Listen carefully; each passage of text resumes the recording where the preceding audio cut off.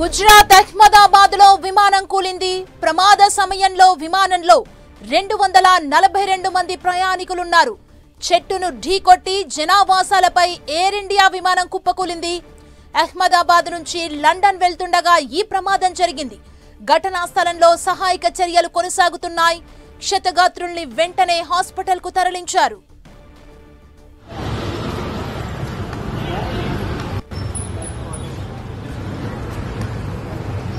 విమాన ప్రమాదానికి సంబంధించి తాజా సమాచారం మా ప్రతినిధి గోపి అందిస్తారు. గోపి,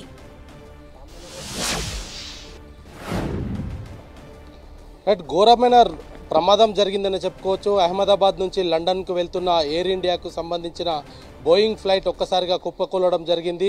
చెట్టును ఢీకొనడంతో ఈ ప్రమాదం జరిగినట్టుగా కూడా గుర్తించడం జరిగింది. ప్రమాద సమయంలో 230 మంది ప్రయాణికులు 12 మంది సిబ్బంది కూడా ఉన్నట్టుగా కూడా గుర్తించారు. అయితే ప్రస్తుతం ఒక్కసారిగా పూర్తిగా దట్టమైన పొగమంచు కమ్ముకున్నది. ఆ ఏరియా అంతా కూడా నల్లటి పొగతోటి కమ్ముకుపోయిన పరిస్థితి ఉంది. అయితే ఎంతమంది చనిపోయారు, ఇంకా అందులో ఇంకా ఎవరెవరు బ్రతికి ఉన్నారన్న దానికి కూడా ఇంకా సమాచారం అయితే అందాల్సి ఉంది. హుటాహుటిన 90 మందిని ఎన్డీఆర్ఎఫ్ బృందాలను ఘటనా స్థలానికి పంపించడం జరిగింది. అందులో ఏదైతే ప్రమాదం జరిగిందో ఆ విమానంలో గుజరాత్ మాజీ సీఎం కూడా ఉన్నట్టుగా కూడా కొంత సమాచారం అందుతుంది. ఇంకా ఎవరెవరు ఉన్నారు అన్న దానిపైన ఇంకొక క్లారిటీ రావాల్సి ఉంది. అయితే బోర్డింగ్ సమయంలో 230 మంది ప్రయాణికులు అందులో ఉన్నట్టుగా అయితే సమాచారం అయితే అందుతుంది. అయితే ఘటనా స్థలానికి హుటాహుటిన ఏవియేషన్ మినిస్టర్ కూడా బయలుదేరడం జరిగింది. రామ్మోహన్ నాయుడు ఇప్పటికే అధికారులతోటి పూర్తిగా సంప్రదింపులు జరిగారు. ఘటనకు సంబంధించిన తీరు కూడా అడిగి తెలుసుకోవడం జరిగింది. గుజరాత్ సీఎం తోటి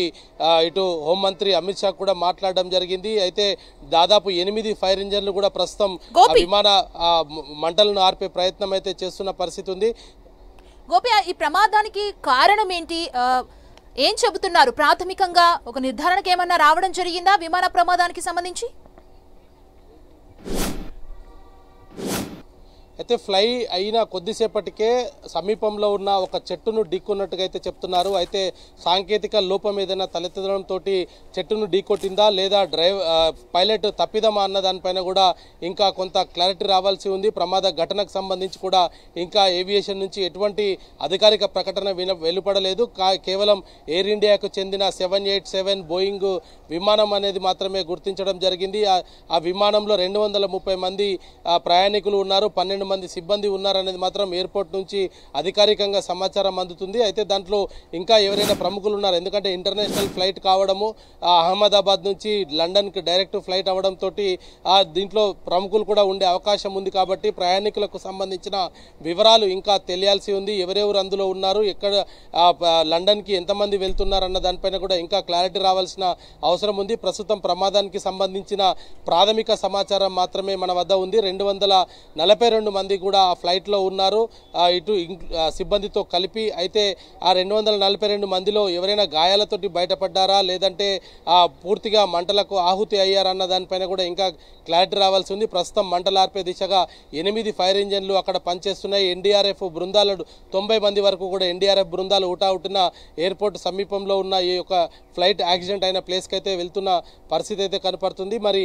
ఇంకా పూర్తి వివరాలు అయితే ప్రస్తుతం తెలియాల్సి ఉంది. కానీ ఘోరమైన ప్రమాదం, దీంట్లో మృతుల సంఖ్య చాలా పెరిగే అవకాశం కనపడుతుంది. 242 మందిలో అంటే విమానం ఒక్కసారిగా కుప్పకూలిపోవడం, ఫ్లై అయ్యే టైంలో ప్రతి ఒక్కరు కూడా సీట్ బెల్ట్ పెట్టుకుని ఉంటారు. కాబట్టి దీనికి సంబంధించి కూడా ఇంకా ఒక క్లారిటీ రావాల్సి ఉంది. ఫ్లయింగ్ అప్పుడు తర్వాత ల్యాండింగ్ అప్పుడు కూడా 2 సార్లు కూడా సీట్ బెల్ట్ తోటే ఉంటారు. ఖచ్చితంగా వాళ్ళకి ఈ ప్రమాదానికి సంబంధించి తేరుకునే లోపే ఈ యొక్క మంటలకు ఆహుతి అయ్యే ప్రమాదం ఉంటుంది. కాబట్టి మృతుల సంఖ్య ఖచ్చితంగా పెరిగే అవకాశాలు ఉన్నాయి. ఇటు సిబ్బంది అదేవిధంగా ప్రయాణికులు అందరూ కూడా చనిపోయారా లేదా ఇంకా ఎవరైనా అందులో ప్రాణాలతోటి బయటపడ్డారా అన్న దానికి ఇంకా అధికారికంగా కొంత సమాచారం అయితే రావాలి. ప్రస్తుతం ఘటనా స్థలంలో ఉన్న అన్ని రకాల సోర్సెస్ని వినియోగించుకుంటున్నారు.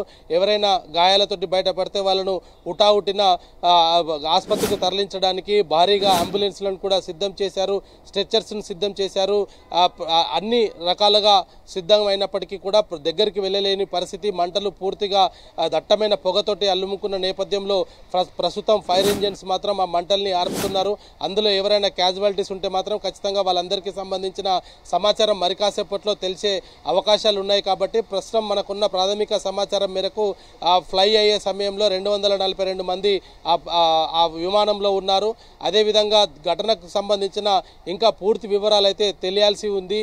ఆ కాక్పిట్కి సంబంధించి కావచ్చు, అదేవిధంగా ఫ్లై అయ్యే సమయంలో ఎయిర్పోర్ట్ అథారిటీ తోటి వాళ్ళు ఏం మాట్లాడారు, పైలట్ ఎటువంటి పరిస్థితుల్లో అది ఢీకొనడం జరిగింది, ఆ ఫ్లైట్ క్లాష్ అవ్వడానికి గల కారణాల పైన కూడా ఇంకా కొంత సమాచారం అయితే తెలియాలి. అయితే హుటాహుటిన గుజరాత్ ప్రభుత్వం మాత్రం అన్ని రకాల సహాయ చర్యలు చేపట్టే దిశగా ప్రతి ఒక్క విభాగాలను మాత్రం అక్కడికి పంపిస్తున్న పరిస్థితి ఉంది. క్షతగాత్రులకు సంబంధించి ఎవరైనా ఉంటే కనుక వాళ్ళను సమీప ఆసుపత్రికి తరలించాలి.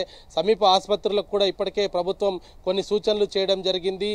క్యాజువాలిటీస్ని తీసుకువచ్చే నేపథ్యంలో వారికి పూర్తిగా అన్ని రకాల వైద్య సదుపాయాలు అందుబాటులో ఉంచుకోవాలి. వాళ్ళను ఇమ్మీడియట్గా ఎమర్జెన్సీ మెడిసిన్స్, ఎమర్జెన్సీకి సంబంధించిన ప్రతి ఎక్విప్మెంట్ కూడా దగ్గర ఉంచుకోవాల్సిందిగా కూడా సమీపంలో ఉన్న ఆసుపత్రులకు కూడా కొన్ని సూచనలు చేశారు. ఫైర్ ఇంజిన్స్ అక్కడికి చేరుకుంటున్నాయి. అదేవిధంగా అంబులెన్సులు దాదాపు 10 సంఖ్యలో అంబులెన్సులను కూడా అక్కడికి తరలిస్తున్న పరిస్థితి ఉంది. అయితే ఇంకా ఘటనకు సంబంధించిన పూర్తి సమాచారం ఇంకా మనకి తెలియాల్సి ఉంది. దాంట్లో ఒక గుజరాత్ కు సంబంధించిన డిప్యూటీ గోపి టేక్ ఆఫ్ అయిన ఎంతసేపటికి విమానం కుప్పకూలడం జరిగిందంటే ఇది ఇంటర్నేషనల్ జర్నీ, అందులో పెద్ద ఫ్లైట్ 240 మందికి పైగా ప్రయాణికులు ఉన్నారు కాబట్టి ప్రతి ఇది కూడా టెక్నికల్ గా చూసిన తర్వాతే ఏ విమానమైనా ఫ్లై అవుతుంది కదా, అసలు ఎక్కడ కమ్యూనికేషన్ మిస్ అయి ఉండొచ్చు?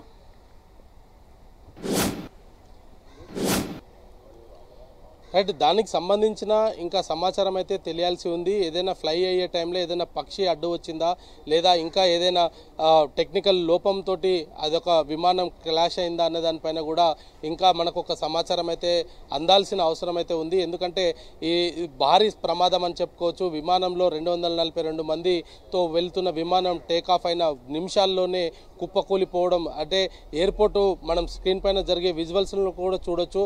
ఎయిర్పోర్టు గోడను ఆనుకొని ఆ యొక్క ప్రమాదం జరిగినట్టుగా తెలుస్తుంది. కాబట్టి దీని సమీపంలో అంటే టేకాఫ్ అయిన కొద్ది నిమిషాల్లోనే ఈ యొక్క ప్రమాదం జరిగినట్టుగా అయితే మనం చూడొచ్చు. మరి దీంట్లో విజయ్ రూపాని ఇతర ప్రముఖులు కూడా ఉన్నట్టుగా అయితే మనకు కొంత సమాచారం అందుతుంది.